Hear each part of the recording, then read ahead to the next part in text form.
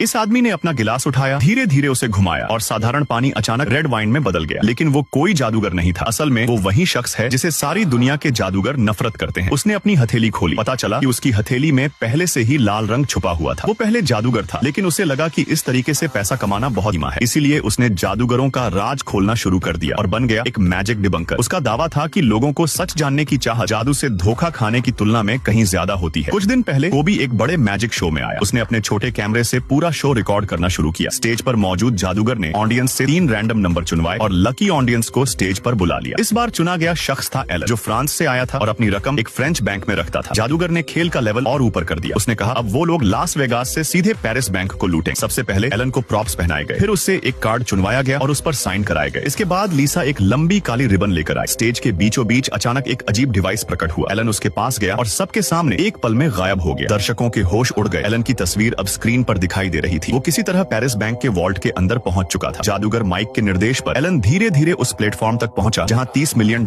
की नकदी रखी थी। उसने वो कार्ड निकाला जिस पर उसका साइन था। उसे शो का टिकट लपेटकर पैसों के ढेर की दरार में फेंक दिया। उसी वक्त पेरिस बैंक के गार्ड और मैनेजर वॉल्ट की जांच करने पहुंचे। तभी वहां कुछ अजीब हुआ। वॉल्ट की जमीन से नोट उठकर तेजी से छत की वेंटिलेशन पाइप में खींचने लगे। पैसे पाइपों से तेज रफ्तार में बहकर सीधे लास वेगास शो में पहुंच गए। बैंक स्टाफ जब वॉल्ट तक पहुंचा तो वहां न एलन था न पैसे, बस वही कार्ड और टिकट पड़े थे। उधर लास वेगास के शो में नोट हवा में उड़ रहे थे और लोग पागल होकर तालियां बजा रहे थे। इतना बड़ा बैंक डकैती जैसा जादू इंटरनेशनल FBI का ध्यान खींचना ही था। पुलिस ने चारों जादूगरों को गिरफ्तार कर लिया, लेकिन अदालत उन्हें दोषी साबित नहीं कर सकी, क्योंकि उस रात के दसियों हजार दर्शक गवाही देने को तैयार थे कि जादूगर पूरे समय स्टेज पर थे। अगर उन्हें सजा दी जाती तो इसका मतलब होता कि जादू सचमुच अस्तित्व में है। नतीजा ये हुआ कि पुलिस के पास सबूतों की कमी के चलते उन्हें छोड़ना पड़ा। असल में ये सबकी सच्चाई बताने वाला कोई और था।